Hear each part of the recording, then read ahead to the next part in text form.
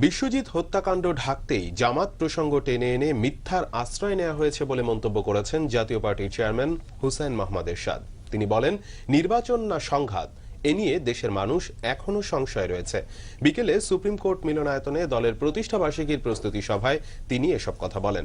এতে দলের senior presidium সদস্য কাজী জাফর আহমদ, মহাসচিব এবিএম রুহুল আমিন হাওলাদার, কাজী ফিরোজ রশিদ, জিয়াউদ্দিন বাবলু, সৈয়দ আবুল হোসেন বাবলা, গোলাম হাবিব দুলাল ও ফয়সাল চিশতি সহ কেন্দ্রীয় এবং অঙ্গ ও সহযোগী সংগঠনের নেতারা বক্তব্য রাখেন।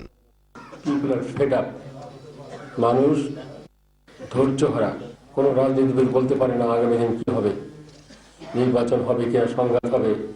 আমরা সবাই শঙ্কিত।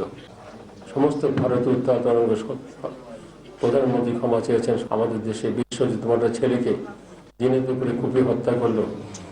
সে হত্যাকাণ্ড ঢাকার জন্য কত কাহিনী তৈরি করা হলো। তার বাবা জামাত ছিল, তার বাবা ওমর ছিল, তার বাবা তমুক ছিল।